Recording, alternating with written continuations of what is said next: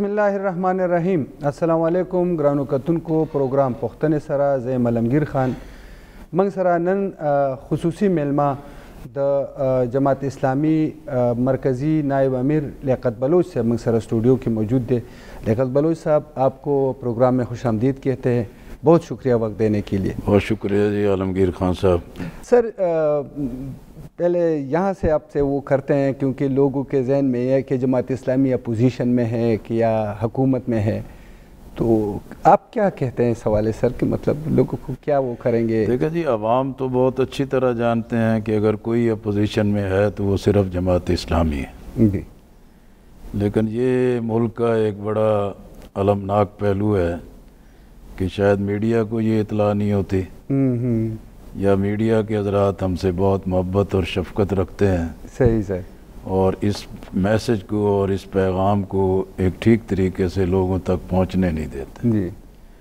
वगरना मुस्लिम league भी हुकूमत में है, पीपल्स पार्टी भी हुकूमत में है, MQM भी हुकूमत में है, पाकिस्तान तहरीक इंसाफ भी हुकूमत में है और वो बहुत ही दिल जमई से लगे हुए हैं कि इस्टेब्लिशमेंट के साथ कोई ना कोई मुज़ाकरात हो जाएं। तो इसलिए बाकी तो ज़ाहिर है जमीयत उलमा इस्लाम इस वक्त मौजूद है और वो भी हुकूमत में है। मेरा ख्याल है इस वक्त वो हुकूमत में नहीं है, पहले तो थे और बड़ा भरपूर थे, लेकिन इस वक्त हुकूमत में नहीं है। उन्होंने भी हिकमत अमली यही बनाई है कि वो किसी अलायंस में नहीं जाएंगे। और जमात इस्लामी ने तो 2018 के इलेक्शन के बाद अपनी मुस्तकिल पॉलिसी बना ली है कि हम अपने प्लेटफॉर्म पे भी रहेंगे, अपने मौक़िफ़ के साथ रहेंगे और आवाम के जो मसाइल हैं उस पर भी अपनी एक तवाना और मजबूत आवाज़ को बुलंद करते रहेंगे। किसी के साथ मतलब सियासी इत्तेहाद, एक तो वो इंतखाबी वो होता है, लेकिन इससे हट कर जो सियासी देखिए दो चीज़ें हैं। जहाँ तक तो है कि भी किसी नॉन पॉलिटिक्स या नॉन इलेक्टोरल बेस पे कोई अलायंस है तो वो मिली यकजहती कौंसिल है, जमात इस्लामी उसका फ़ाल हिस्सा है। दूसरा जो सियासी महाज पर जी पाकिस्तान में जो एक मुस्तकिल तजर्बात हैं जी। जब कभी भी एक मुश्किल मरला आता है तो लोग समझते हैं कि इत्तेहाद बन जाने चाहिए और ये तारीख़ मौजूद है। MRD बनी, ARD बनी, PNA बना, MMA बना, IGI बना, अभी हाल ही में PDM बना, इससे पहले APDM बना, मुत्तहिदा मजलिस अमल बने। तो इत्तेहादों की तो एक लंबी तारीख़ है, लेकिन पाकिस्तान की सियासत का ये एक तल्ख़ तजर्बा है कि हमारे यहाँ इत्तेहादी सियासत बाज़ मकासद में तो कामयाब हो जाती है, लेकिन मुस्तकिल बुनियादों पर निज़ाम को ठीक करना, आवाम की फलाह के लिए डिलीवर करना, मुल्क में सही मानों में आइन और कानून की फरमारवाई लाना, ये इत्तेहाद फिर नाकाम हो जाते हैं और उसके जो पार्टनर होते हैं वो एक दूसरे की टांग खींचते हैं, ब्लैकमेल करते हैं, जिसकी वजह से हुकूमतें भी कमज़ोर होती हैं, सियासत और जमहूरियत भी कमज़ोर होती है और पार्लियामेंट की कमज़ोरी की वजह से फिर गैर जमहूरी क़ुव्वतें एक ताकत बन जाती हैं। लेकिन बलूच साहब, जमात इस्लामी रिफाई काम भी कर रही है एक ज़माने से, सियासी उमूर में भी इनका मौक़िफ़ अवामी मौक़िफ़ होता है, अवामी मंगों के मुताबिक होता है, लेकिन जब इलेक्शन होते हैं नताइज फिर बिल्कुल मुख्तलिफ होते हैं। क्या वजह है? मेरा ख्याल है ये तो सवाल करने वाले ख़ुद भी हमें जवाब दें कि जमात इस्लामी में क्या कमज़ोरी है। जहाँ उसके प्लस पॉइंट्स हैं वो सब गिनवाते हैं, भी मुनज़्ज़म हैं, जमहूरी हैं, क़यादत का इंतखाब होता है, आवाम की खिदमत करते हैं, बहुत हद तक अमानत और दयानत से काम करते हैं और अवामी जो मसाइल हैं उस पर भी एक मुसलसल हमारी जद्दोजहद जारी रहती है। लेकिन ये दुरुस्त है कि ये सारी एफ़र्ट्स जो हैं वो बैलेट में या बैलेट बॉक्स की सूरत में कन्वर्ट नहीं होती जी। लेकिन लोगों की आस और उम्मीद जमात इस्लामी के साथ मौजूद है कि ये मुल्कगीर जमात है, मुनज़्ज़म जमात है और पूरे मुल्क को वहदत और यकजहती का पैगाम देने वाली जमात है। इसलिए हम समझते हैं कि अब पाकिस्तान में हर चीज़ को आजमाया जा चुका है। वो पॉलिटिकल लीडरशिप है, पॉपुलर लीडरशिप है या इश्तराकी या लेफ़्ट और तासुबात और सेकुलर बुनियादों पर जितना निज़ाम है सबको आजमाया है। अब लोग पलटकर फिर नज़रियात की तरफ आ रहे हैं।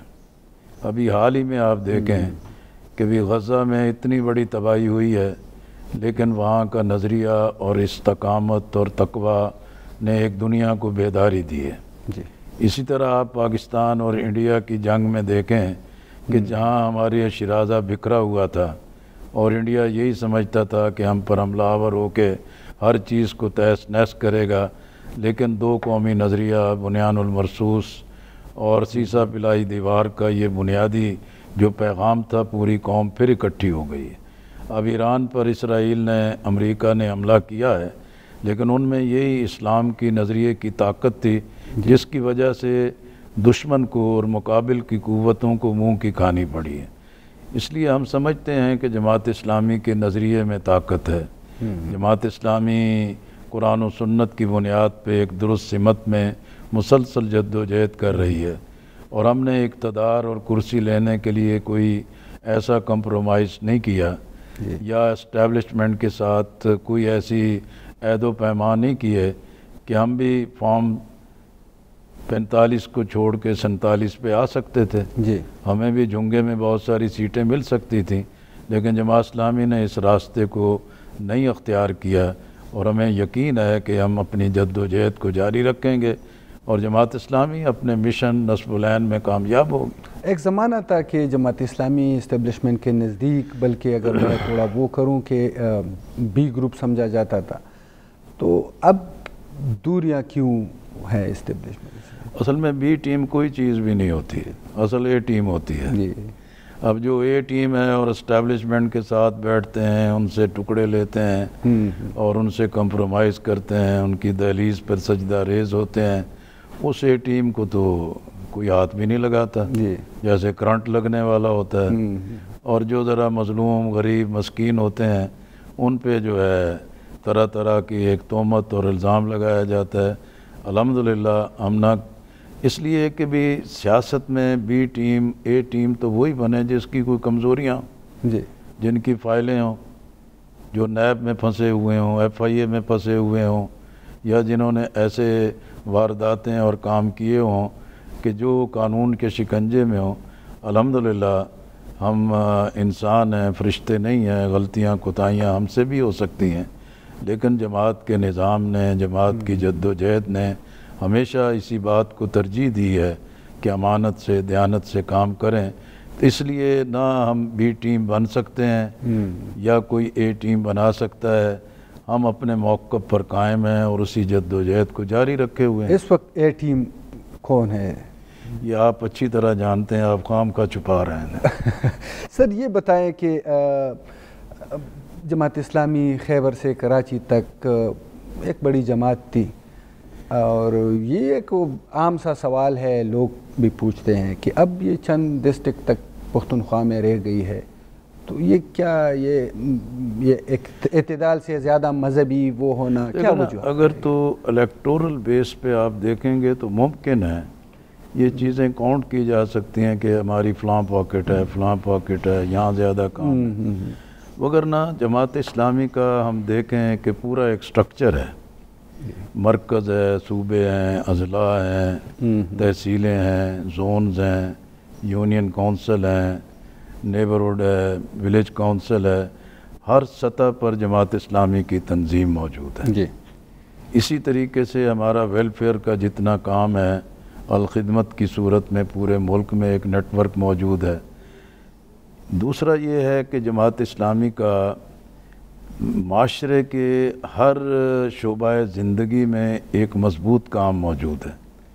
इसलिए इलेक्टोरल बेस पे आप ये कह सकते हैं भी KP में 2-3 अज़ला में हमारी ज़्यादा अच्छी पोजीशन है, या कराची में एक बेहतर पोजीशन है, लाहौर में, पंजाब में कुछ जगहों पे हैं, लेकिन नज़रियाती, तंजीमी, दावती और ख़िदमत की बुनियाद पे जमात इस्लामी का मुल्कगीर काम बहुत ही मजबूत है।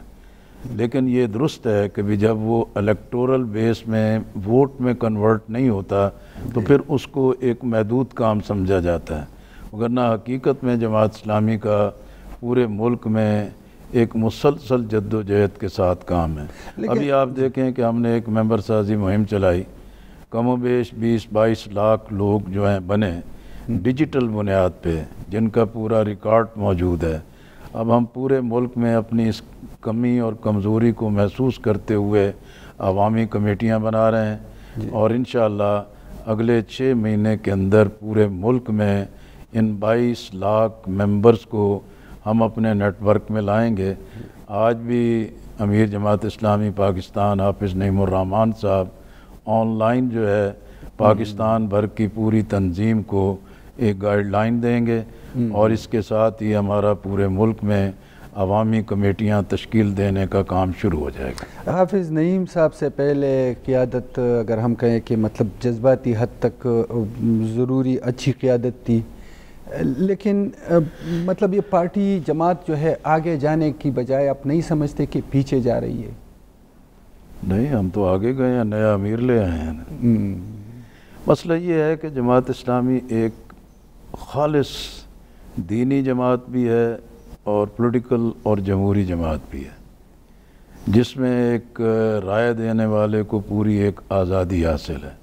वो किसे अपना अमीर मुंतखब करना चाहते हैं, जिसे भी मुंतखब कर लेते हैं वो उस फैसले को कबूल कर लेते हैं और जो अमीर मुंतखब हो जाता है बाकी सब उसकी अतात करते हैं, समाअतात करते हैं और कुरान और सुन्नत की बुनियाद पे करते हैं।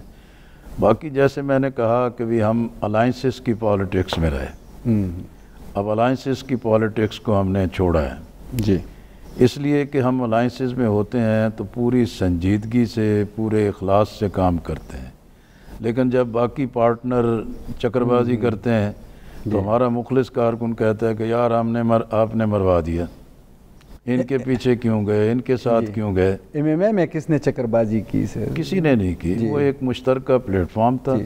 लेकिन 2008 में जमात इस्लामी ने, इमरान खान साहब हैं, महमूद खान अचकज़ई साहब हैं, जमात इस्लामी ने मिल के बाइकाट का फ़ैसला किया।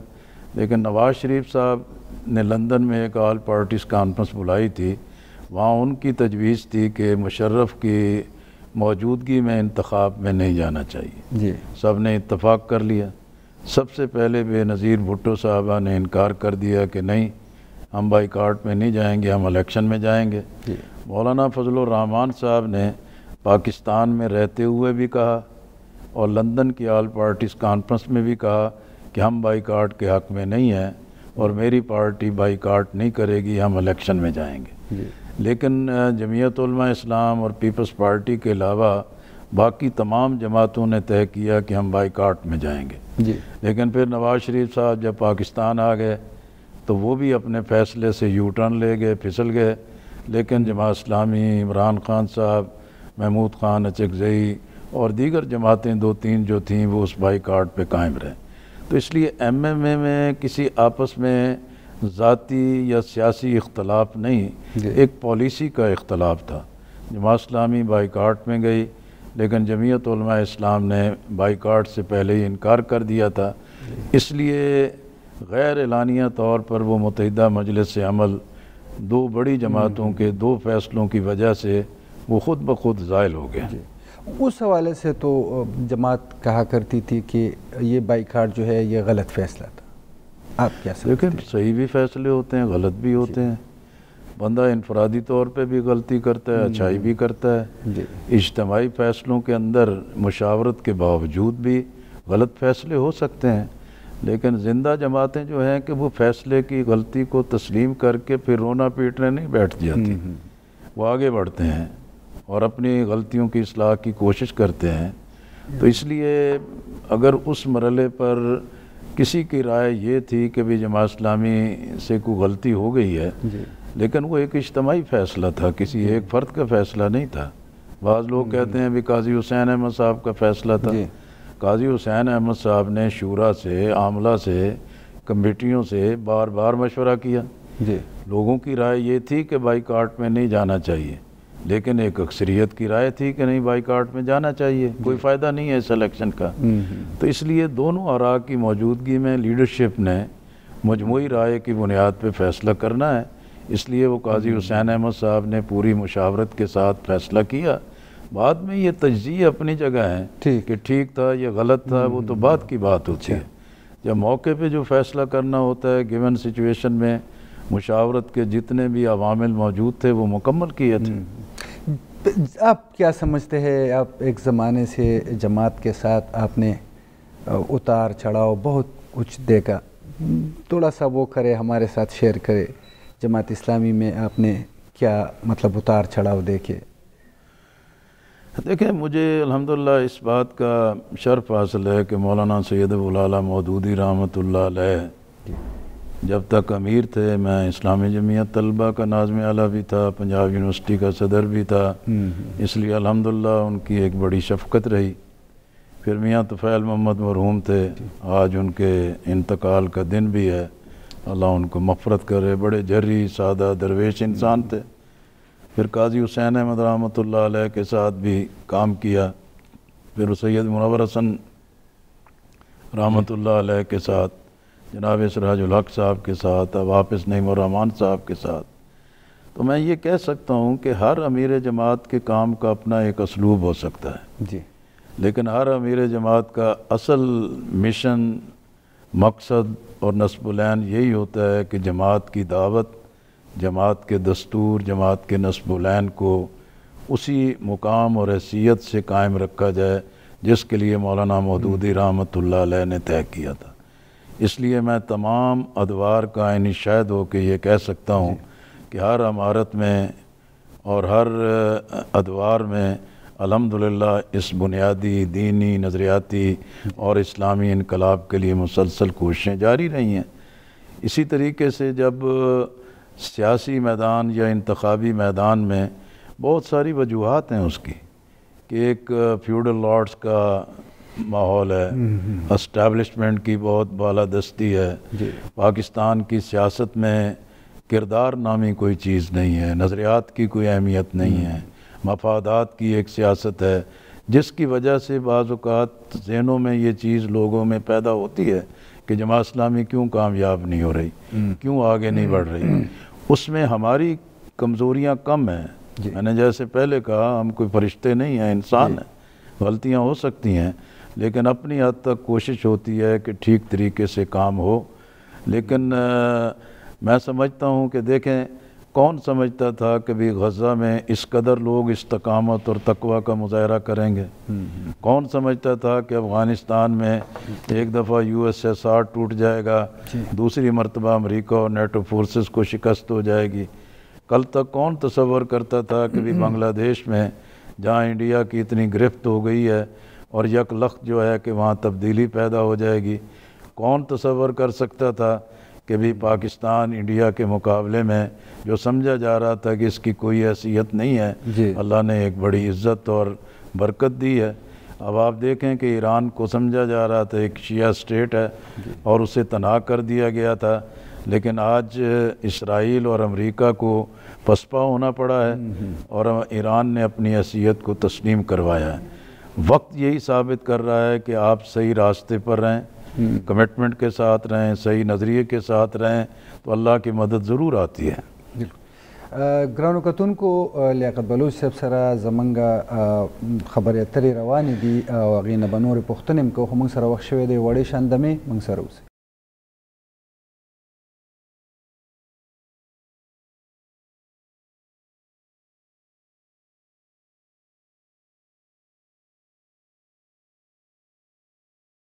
ग्रानो कतून को प्रोग्राम के ओजल बिया ताउस्ता हर कले वायु मंग सरा दावख द जमात इस्लामी मरकज़ी नायब अमीर लियाकत बलूच साहब मौजूद थे।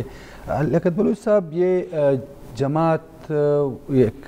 जमात इस्लामी ये वो वाहिद पार्टी है, मौरूसी सियासत नहीं है इसमें, लेकिन आप नहीं समझते जो पाकिस्तान में सारी जो मौरूसी जमातें हैं वो मौरूसी जमातें होने के बावजूद इंतखाबी हद तक कम अज़ कम कामयाब रही हैं?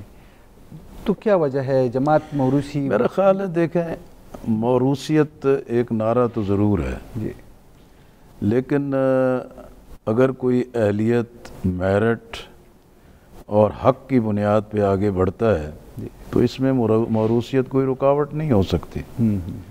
लेकिन हमारे यहाँ तो ये है कि भी ख़ानदानों की पार्टियाँ बना दी गई हैं जी। फिर ये है कि भी एस्टैब्लिशमेंट का महज इतना काम नहीं होता कि वो डराती है, धमकाती है या मुकदमे बनाती है या लोगों को नाजायज़ चीज़ों में मुलव्वस कर देती है या इंतखाब को इंजीनियर और मैनेज करती है, बल्कि वो सोसाइटी में भी पॉलिटिकल इंजीनियरिंग भी करती है जी। और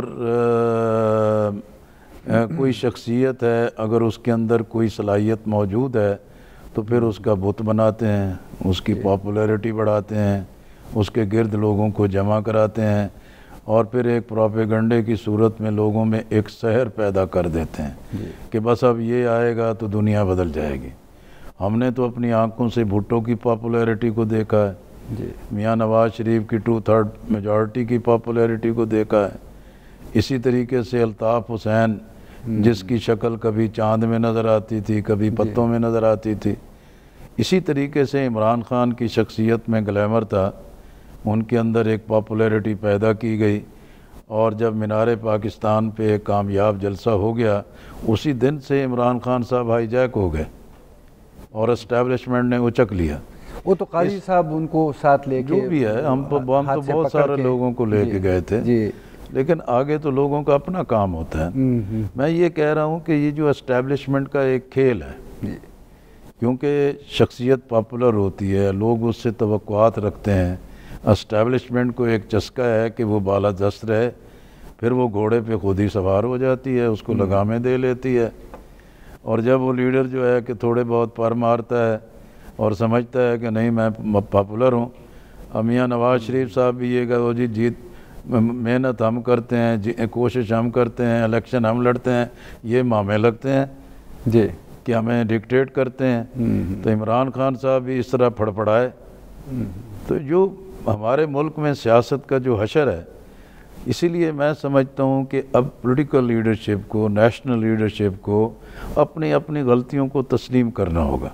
इमरान खान के हवाले से क्या कहेंगे? आज वो जेल में है। देखें, हम तो ये समझते हैं कि भी इमरान खान साहब हों या पॉलिटिकल लीडर्स हों, ख़वातीन हों, सियासी कैदी, उनको रिहा करना चाहिए और अदालतों के ऊपर कोई दबाव नहीं होना चाहिए। ऑन मेरिट कानून और चीज़ों का फ़ैसला होना चाहिए।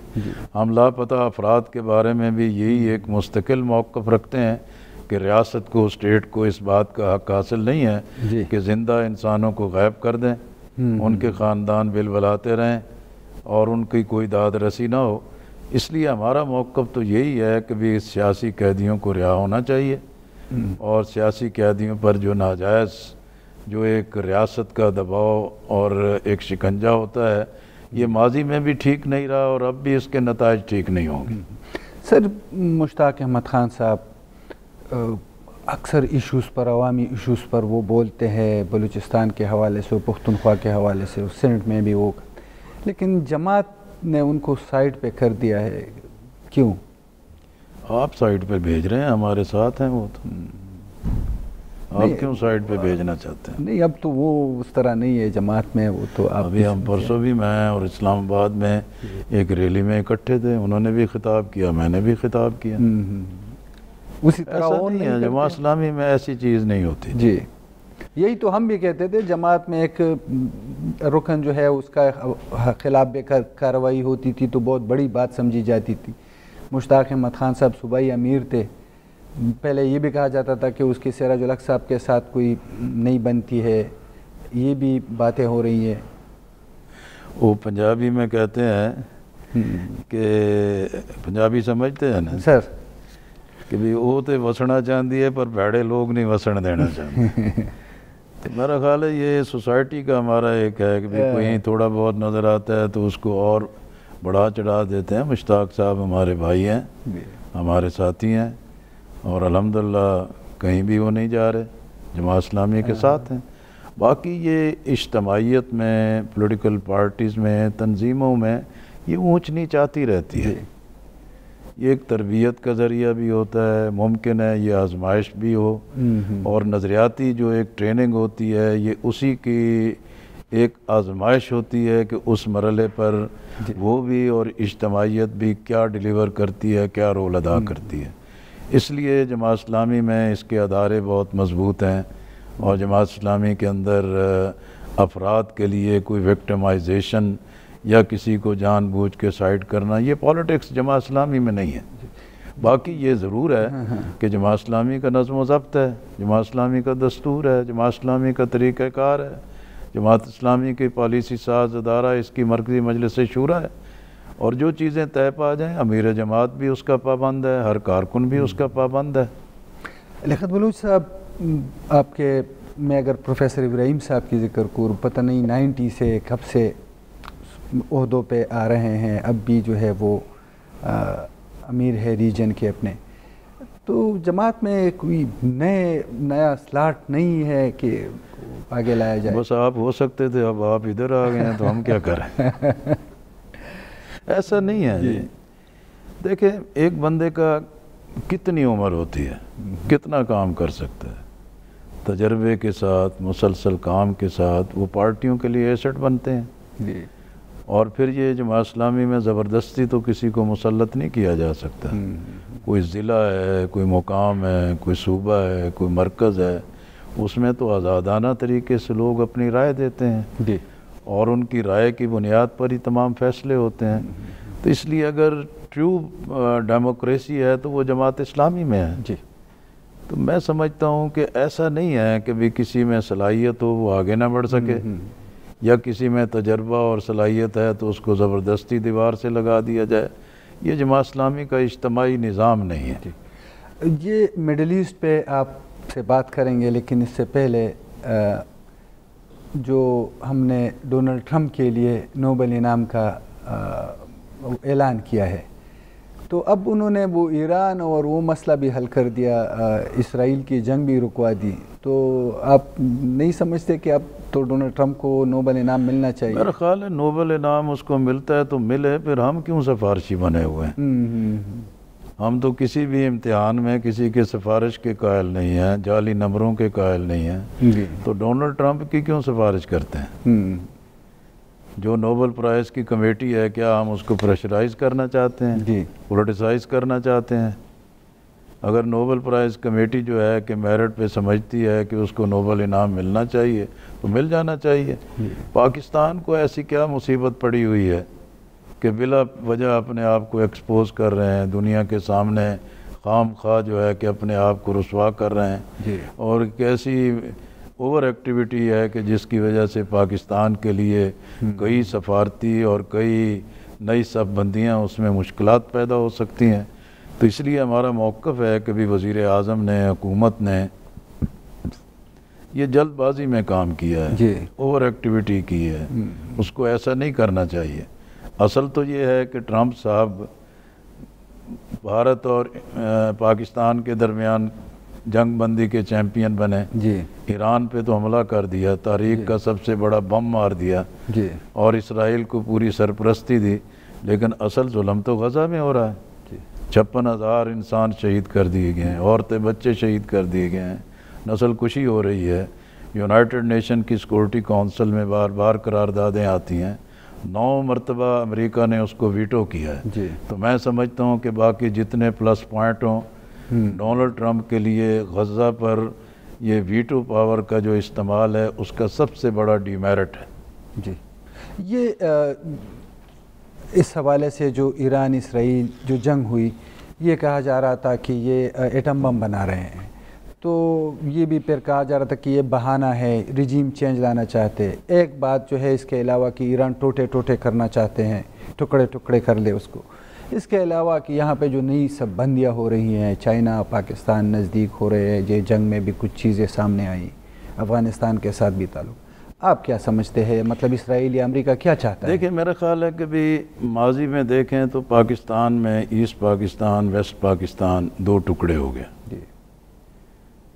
अब एक 70 के बाद ये तकरीबन 55 साल के बाद साबित हो गया कि एक गलत काम था, इंडिया ने गलत एक मुदाखलत की थी, जारियत की थी, और आज बांग्लादेश के अवाम जो हैं वो इंडिया के ख़िलाफ़ शदीद नफ़रत का इज़हार कर रहे हैं।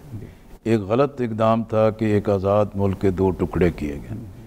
फिर यही काम करने की कोशिश की गई कि अफ़गानिस्तान में शुमाल को, जनूब को, और इस तरीके से उसकी तकसीम करे, उसमें नाकाम हुआ है।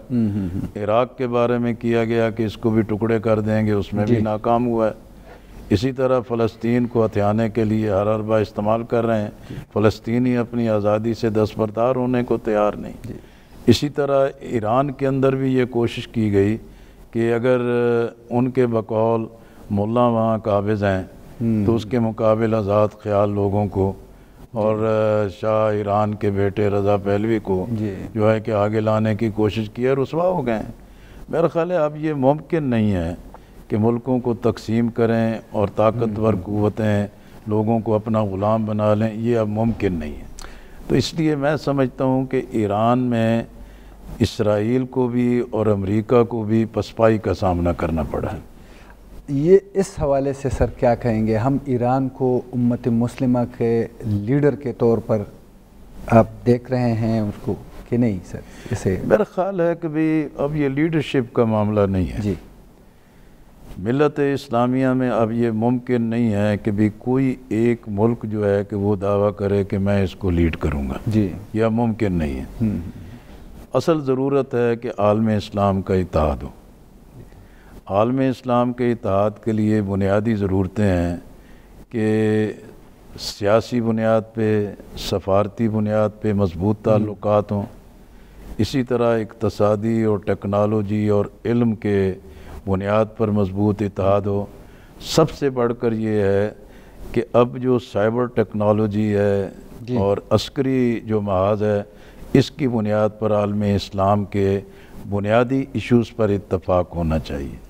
और मेरे अपने ख़्याल के मुताबिक ये है कि तमाम मुस्लिम ममालिक न सही लेकिन कम अज़ कम ये 12 से 15 बड़े इस्लामी ममालिक हैं जी, इनकी लीडरशिप को मिल बैठना चाहिए, इनकी लीडरशिप को जो है कि इनवाइट करना चाहिए और इस बात को देखना चाहिए कि इस वक्त जो ख़तरात बढ़ते चले जा रहे हैं जी, जिसमें वक्ती तौर पर इस वक्त मिल्लत इस्लामिया को कामयाबी हुई है जी, और मिल्लत इस्लामिया के मुकाबले में क़ुव्वतों को नाकामी का सामना करना पड़ा है जी, और इसमें गज़ा के लोगों की जो कुर्बानियाँ हैं उन्होंने बड़ी एक पब्लिक को एक अवेकनिंग दी है, बेदारी दी है। तो इसलिए मैं समझता हूँ कि अब ये समझना कि सऊदी अरब लीड कर लेगा, ईरान लीड कर लेगा, पाकिस्तान में फील्ड मार्शल बन गए हैं ये लीड कर लेगा, ये तसव्वुर ठीक नहीं है जी। अब ये एक जॉइंट लीडरशिप की ज़रूरत है और वो आलम इस्लाम की सर्टन इश्यूज़ पर इत्तफाक और इत्तेहाद की सूरत में मुमकिन है। तो इसलिए मैं समझता हूँ कि अगर कोई आलमी सतह पर ये इस बात को फ्लोट करके कि अब ईरान कामयाब हो गया है तो वो आलम इस्लाम की लीडर बन जाएगा, ये मुमकिन नहीं है जी। पाकिस्तान के इस पे क्या असरात होंगे और इसके अलावा सर ओवरऑल अगर हम देखें, क्योंकि पाकिस्तान एक ज़माने से जंग में है, ये जो राफ़ियाई हवाले से भी कहा जाता है, बुनियादी वजह ये है और भी वजूहात होंगे, मुस्तक़बिल क्या देख रहे हैं पाकिस्तान का? देखें ये तो बात दुरुस्त है ना जी कि अफ़गानिस्तान में जो 2 सुपर ताकतों ने इन्वेड किया जी, मुदाखलत की, जारियत की, और उसमें ज़ाहिर है कि सिर्फ अफ़गानिस्तान ही निशाना नहीं था, असल हदफ तो पाकिस्तान था जी। तो पाकिस्तान को अपनी बका और अपनी सलामती के लिए अफ़गान अवाम की पुश्तबानी नागुज़ीर थी जी। इसी तरीके से कश्मीर जो है कायदे आज़म ने उसको कहा कि हमारी शहरक है और इंडिया ने अपने इंटरनेशनल कमिटमेंट के बावजूद कश्मीरियों को हक़ से महरूम रखा है और ये फितरी तौर पर पाकिस्तान के लिए नागुज़ीर था कि हम कश्मीरियों को तनाव न करें, कश्मीरियों का साथ दें, जिससे इंडिया के साथ एक कन्फ्लिक्ट मौजूद है। लेकिन मौजूदा हालात के अंदर जो अफ़गानिस्तान के हवाले से पाकिस्तान को एक जोग्राफियाई अहमियत मिली जी, फिर चाइना की जो इकनॉमिक कॉरिडोर और उसकी अपनी जो एक माशी हिकमत अमली है उसमें पाकिस्तान की जोग्राफियाई जो अहमियत है वो फिर उजागर हुई है। इसी तरीके से अब एयर टेक्नोलॉजी में, साइबर टेक्नोलॉजी में और मिसाइल टेक्नोलॉजी में पाकिस्तान ने साबित किया है कि इसके अंदर एक सलाहियत और कैपेबिलिटी मौजूद है। इसलिए अब एक नए इम्कानात पाकिस्तान के लिए मौजूद हैं। इसलिए पाकिस्तान के लिए महज एक आर्जी कामयाबी को बना के मुस्तकिल कामयाबी नहीं समझा जा सकता। चैलेंजेस भी है इसके साथ। चैलेंजेस सबसे बड़े यही हैं कि भी पाकिस्तान पर इंडिया का ख़तरा अभी तक मौजूद है। सिंतास माहदे को यकतरफा तौर पर मुअत्तल किया है। पानी जो हमारे वजूद का मसला है वो अपनी जगह है, लेकिन इन सारे ख़तरात के मुकाबले के लिए ज़रूरी है कि हम सियासी महाज पर भी इस कशीदगी को, बहरान को सियासी बुनियादों पर हल करें। पाकिस्तान में अब सियासी बहरान को कैसे ख़त्म किया जा सकता है? जो ख़ुद को सबसे बड़ा लीडर समझता है वो जेल में है, सबसे बड़ी पार्टी लीडरशिप तो जेलों में भी रहती है, कैदों में भी रहती है, सज़ा भी रहती है, मुल्क कायम रहते हैं। कौमी सियासत की अपनी अहमियत होती है। अगर कोई पार्टी अपनी पूरी पॉलिटिक्स को अपनी लीडरशिप के गिर्द ही आके महदूद करके बंद गली में चली जाए, वो अपने आप को ख़ुद मुश्किलात में पैदा कर लेती है, घेर देती है, धकेल लेती है।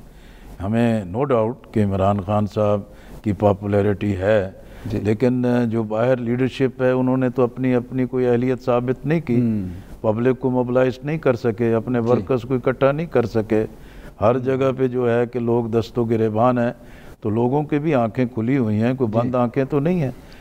लेकिन मैं समझता हूँ कि भी लीडरशिप तो जेलों में सलाखों के पीछे जाती हैं, लेकिन सियासत बंद गली में नहीं जानी चाहिए। सियासत सलाखों के पीछे नहीं जानी चाहिए। सियासत में जो है कि डायलॉग का रास्ता बंद करके एस्टैब्लिशमेंट, सिविल और मिलिट्री एस्टैब्लिशमेंट को मुस्तकिल बालादस्ती का मौका नहीं देना चाहिए। इसका वाहिद रास्ता ये है कि नेशनल डायलॉग होना चाहिए और कौमी सतह पर जो है कौमी तरजीहात कम अज़ कम एजेंडे पे, जिसमें आइन का तहफ़्फ़ुज़ है, अदलिया की आज़ादी है, साफ शफाफ गैर जानिबदाराना इंतखाबात हैं, मिसाक मईशत है कौमी सतह पर, सूबों का हक़ मलकियत है, सूबों का जो हकूक़ हैं, जो उनकी मादनियात के ज़ख़ायर हैं, उनका हक़ है। इन बुनियादों पर पॉलिटिकल लीडरशिप को कम अज़ कम एजेंडे पर एक इत्तफाक कर लेना चाहिए, एक लाइन ड्रा करनी चाहिए। बेमाजी में बड़ी गलतियां हो गई, अब इस लाइन को क्रॉस नहीं करेंगे और हम मुल्क को अहमियत देंगे, मुल्क को तरजीह देंगे। अव्वली काम सियासी क़ुव्वत का इस वक्त यही है कि वो डायलॉग की तरफ जाएँ। इमरान खान से क्या गलती हुई थी, आप क्या समझते हैं? आप एक वही गलती जो भुट्टो से हुई, जो नवाज शरीफ से हुई, जो अल्ताफ़ हुसैन से हुई, कि किसने कहा था कि भी एस्टैब्लिशमेंट के हर हुक्म को मान लें जी, या ना मान लें। ये ना मानने में तो सब ने देख लिया ना। जी, पहले माना क्यों है? जी, सवाल तो यही है। तो अगर ना मानते तो यहाँ तक पहुँच भी नहीं सकते थे। नहीं, मसले हमने तो नहीं कहा था कि आप कहें कि भी बाजवा सबसे अच्छा है, जी, जनरल फैज़ हमीद सबसे अच्छा है। पॉलिटिकल लीडरशिप को ये जेब नहीं देता। आज अगर शहबाज शरीफ साहब आगे बढ़ बढ़ के चीफ फील्ड मार्शल की, चीफ ऑफ आर्मी स्टाफ की बातें कर रहे हैं, तो हो सकता है कल उन्हें भी फेस करना पड़े। जी, तो ये माजी में भी कभी ऐसा नहीं हुआ। सियासतदान, वज़राए आज़म गलतियाँ यही करते हैं। वो समझते हैं कि भी चीफ ऑफ आर्मी स्टाफ की तकर्री में मेरिट को पामाल कर दें, अपनी मर्ज़ी का चीफ ले आएँ और वही चीफ उनके गले पड़ जाता है। तो गलतियां तो वज़राए आज़म की हैं, वो चाहे भुट्टो थे, चाहे नवाज शरीफ थे, चाहे इमरान खान साहब थे, गलतियां यही करते चले आ रहे हैं। ज़ियाउल हक़ या नवाज शरीफ उस वक्त नहीं, ज़ियाउल हक़ को भुट्टो लाए थे जी। नवाज शरीफ जो है, नवाज शरीफ मुशर्रफ को लाए थे। मुशर्रफ को क्यों लाए थे? इसलिए कि वो समझते थे कि बेनज़ीर भुट्टो और जनरल परवेज़ मुशर्रफ का झगड़ा हुआ किसी एक मसले पर ब्रीफिंग के दौरान। नवाज शरीफ समझे कि अब मुशर्रफ जो है वो बेनज़ीर के साथ ठीक नहीं है, तो मैं उसको चीफ लगा दूं, तो बस ये मेरा एहसानमंद रहेगा। वही गले पड़ गया जी। ग्राउंड कतुन को एगत बलूच से सरा खबर अतरे दागी न पुख्तने ची दी रवानी दी हम सर वक्त शवे दी वड़े शानदा में मंग सर उस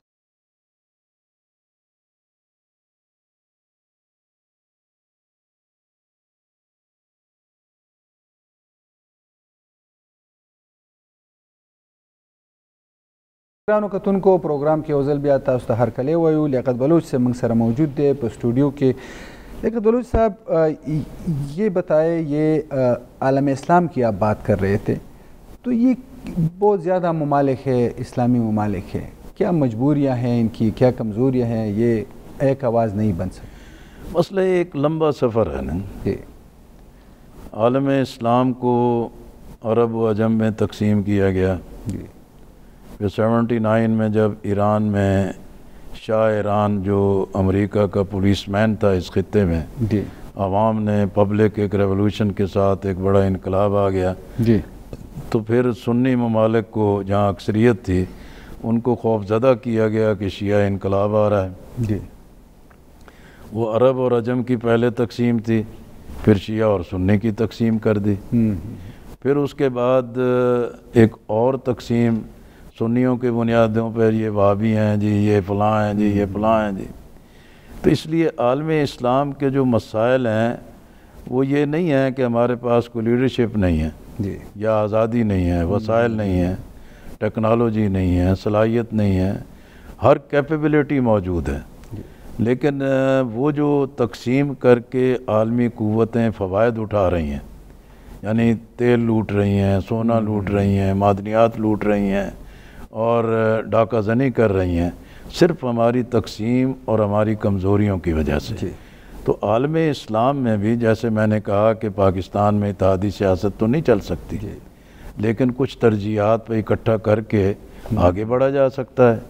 इसी तरह जैसे मैंने पहले कहा कि आलम इस्लाम की ये जो एक तफरीक थी, उस तफरीक में मैं आज भी कहा कि बेटी ये गज़ा में बिल्डिंगें गिर गई हैं, ईरान में बिल्डिंगें गिर गई हैं, तेल अवीव के अंदर बिल्डिंगें गिर गई हैं। एक तरफ ये इमारतें गिर रही हैं, दूसरी तरफ वक्त और हालात ने तासुबात की इमारतों को भी मसमार किया। लोगों के ज़हनों के अंदर विजन, एक बड़ा विजन पैदा हो रहा है। तो इसलिए आलम इस्लाम को भी इसी तरीके से सियासी, अस्करी, इक़्तिसादी, इल्म और टेक्नोलॉजी की बुनियाद पर आपस में एक होना पड़ेगा। आप देखें कि भी गज़ा वाले तनाव हैं, लेकिन वो जुर्रत के साथ खड़े हो गए हैं, उन्होंने सरेंडर नहीं किया। ईरान तनहा था लेकिन इस्तकामत से खड़ा हो गया, अल्लाह ने मदद की है। पाकिस्तान के लिए बड़ी मुश्किलात थीं, लेकिन पूरी कौम मुत्तहद हो गई और इंडिया के मुकाबले में कामयाबी मिल गई है। इसी बुनियाद पर अगर आलम इस्लाम भी, ख़ुद पाकिस्तान भी कुछ तरजीहात पे इकट्ठे हो जाएं तो अल्लाह की मदद भी आएगी, कामयाबी भी आएगी। लेकिन शर्त उसमें यह है कि अपनी सफ़ों को ठीक करें, अपने घर को ठीक करें और अपने मामलात को ठीक करें। लियाकत बलूच साहब, वफाकी हुकूमत ने बजट पेश किया है, हमारे सूबे से आप वाकिफ़ होंगे, यहाँ पे तो एक ड्रामाई सा वो चल रहा है, कभी कहते हैं मंजूर करते, कभी बजट के हवाले से क्या कहेंगे, और ख़ासकर ओवरऑल इस हुकूमत के हवाले से? मेरा ख़्याल है कि जब हमारा बजट मालूम है कि IMF की शराइत के ताबे है जी, हमारी आज़ादाना कोई माशी हिकमत अमली नहीं है, और माजी में जितनी भी हुकूमतें आई हैं उन्होंने मक्खी पे मक्खी मारी है, आदाद व शुमार का गोरख धंधा दिया है, आदाद व शुमार की बुनियाद पर झूठ बोला है और कौम को अंधेरे में रखा है। और मईशत को ठीक करने के लिए बड़ी बुनियादी ज़रूरतें हैं। अगर कर्ज़े होंगे, सूद की लानत होगी, करप्शन होगी, अल्ले तल्ले होंगे, मुफ्त खोरियाँ होंगी, और इस्टेब्लिशमेंट भी और बाख्तियार तबका भी ये समझे कि कौम कमाए और वो अय्याशी करें, तो ये चीज़ें इस तरह नहीं चल सकती। खुद इनसारी की ज़रूरत है, ज़राअत को ताकत बनाने की ज़रूरत है, अपनी सनत को मुतहर्रक करने के लिए हमें इनपुट्स को और पैदावारी लागत को कम करना होगा, जिससे पहिया चलेगा, रोज़गार बनेगा और महसूलात में इजाफ़ा होगा और हम अपने कदमों पे खड़े हो सकेंगे। लेकिन ये वक्त और हालात साबित कर रहा है कि ये सेकुलर तबका, लिबरल तबका, जो लोगों के पीछे चलने वाला तबका है, ये कभी इश्तराकियत के पीछे ले जाता है, कभी सरमायादाराना निज़ाम के पीछे ले जाता है, कभी जदीद बैंकारी निज़ाम के पीछे ले जाता है, अपने फ़ैसलों को मानने को तैयार नहीं। आईन पाकिस्तान 1973 में कहता है कि ये जो दुनिया का माशी निज़ाम डूब रहा है, पाकिस्तान को एक नए निज़ाम की ज़रूरत है।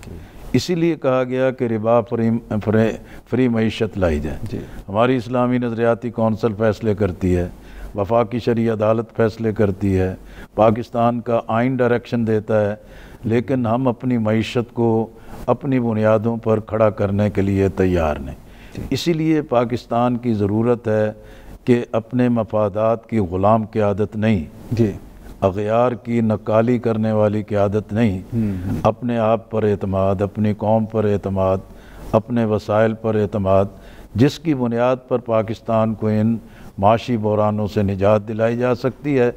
इस कौम में बड़ी सलाहियत मौजूद है, इस मट्टी में बड़ी ज़रखेज़ी मौजूद है, इसकी मादनियात में बड़ी ताकत मौजूद है, लेकिन मसला सारा ये है कि मफादात से आगे बढ़कर कोई सोचे। जिनका माल दौलत पैसे औलादें बाहर पड़ी हों, जिनके बैंक बैलेंसेस सब बाहर पड़े हों, जो किक बैक्स लेकर बाहर के बैंकों के अकाउंट्स में रख लेते हों, उनसे आप ये तवक्को रखें कि मुल्क की मईशत को ठीक कर लेंगे, तो ये अपने आप को ही धोखा देने के मुतराद है। लेकिन बलूच साहब, एक सवाल में आपसे दो सवाल कि एक तो ये कि जमात के पास ऐसी पॉलिसी एक मंसूबा है कि अगर वो इक़्तिदार में आती है वो ये मईशत और सब पहले तो ये अगर हटाए ना जी उसमें, हाँ, और नहीं इसके साथ मेरा ये भी इक़्तिदार देते नहीं और अगर मगर कर देते कि अगर सर ये इक़्तिदार भी और ये पॉलिसी या आप इस्लामी निज़ाम लाना चाहते हैं उसके लिए भी पार्लियामेंट में जाना या पार्लियामेंट वहाँ पे इक़्तिदार में आना होता है, उसके बगैर तो मुमकिन नहीं है। तो आपकी थिंक टैंक जो है इस हवाले से क्या नहीं, मसला इसमें कोई बहुत रॉकेट साइंस नहीं है जी, मसला तो ये पब्लिक ओपिनियन है जी। अगर कहीं हमारी गलती है हम उसकी इस्लाह की कोशिश करते रहते हैं, पब्लिक अप्रोच को हम बढ़ाते रहते हैं। इसी तरीके से हमें इस बात पे यकीन है कि भी जमात इस्लामी में एक पूरी वर्किंग मौजूद है, कैपेबिलिटी मौजूद है, कैपेसिटी मौजूद है, और अल्हम्दुलिल्लाह तमाम शोबाए ज़िंदगी के अंदर जमात इस्लामी के पास बाएतमाद और दयानतदार टीम मौजूद है जो अपने नफ्स और अपनी ज़ात से बालातर होकर मुल्क व मिल्लत के लिए काम कर सकती है। फिर जमात इस्लामी के वर्किंग ग्रुप्स हैं, हर वॉक ऑफ लाइफ के अंदर हमारी तंजीमें और एक्सपर्ट्स मौजूद हैं। इसी तरीके से हमारे थिंक टैंक्स हैं, हमारे स्टडी ग्रुप्स हैं, हमारे जो रिसर्च अदारे हैं, तकरीबन हर पॉलिसी जो है कि जमात इस्लामी ने उस पर वर्किंग की है, वो इकनॉमिक पॉलिसी हो, एनर्जी पॉलिसी हो, हेल्थ पॉलिसी हो, एजुकेशन पॉलिसी हो, और इसी तरीके से कोई भी वॉक ऑफ लाइफ है उसके मुतालिक तमाम वर्किंग मौजूद है। लेकिन वर्किंग तो पेपर में होती है, अमल दरामद के लिए तो अफराद चाहिए और बासलाहियत लोग चाहिए। तो इसलिए हम समझते हैं कि हम सिर्फ दावे नहीं, ऐलानात नहीं, बल्कि हम एक तैयारी के साथ भी और एक अहल टीम के साथ मौजूद हैं। अब तो ये आवाम पर है कि अगर हमारे ऊपर एतमाद करते हैं तो इंशाअल्लाह पाकिस्तान को इन बहरानों से निजात दिलाएंगे। आखिरी सवाल, जमात इस्लामी के पास ऐसा क्या बयानिया है या क्या नारा है कि लोग उनकी तरफ आ जाए? भाजी ये तो आवाम की मर्ज़ी होती है, वगरना इस्लामी पाकिस्तान, खुशहाल पाकिस्तान से बड़ा नारा क्या हो सकता है। पाकिस्तान को आइन की फरमा रवाई, अदल व इंसाफ की आज़ादी और वसाइल की मुनसफ़ाना तकसीम से बड़ा नारा क्या हो सकता है। और लोगों को ये भी मालूम हो कि जमात इस्लामी अच्छी जमात है, जमहूरी जमात है, मुनज़्ज़म जमात है, आवाम की खिदमत करने वाली जमात है। अब ये गज़ा के लोगों की जो मदद की गई है, ये पाकिस्तान के लोगों ने मदद की है, उन्होंने वसाइल मुहैया किए हैं। तो मेरा ख़्याल है कि जमात इस्लामी का बयानिया तो आवाम के अंदर मौजूद है। अब हम आवाम से अपील करते हैं कि वोट की ताकत के साथ भी जमात इस्लामी को आगे लाएं, तो इंशाअल्लाह पाकिस्तान बेहतर होगा, खुशहाल होगा, मजबूत और महफूज पाकिस्तान होगा। बहुत शुक्रिया लियाकत बलोच साहब वक्त देने के लिए। साहब बहुत शुक्रिया जी। जी ग्रानो कतुनको तासो द लियाकत बलोच साहब खबर वावरेदे। लियाकत बलोच साहब तासो ने यो ज़माने ना सीनियर सियासतदानानो के दुई जैसे खबरें वकड़ले, समय पुख्तने मंग वकड़ले, दुई से जवाबुनो دا فیصله چې دنو پتا سو باندې د لیاقت بلوچ صاحب هم ویلې چې دا خو د عوامو خوښه ده. نو ګرانو کتونکو دا زموږ د نن پروګرام بل پروګرام پورې اجازه غواړو. د الله په امان.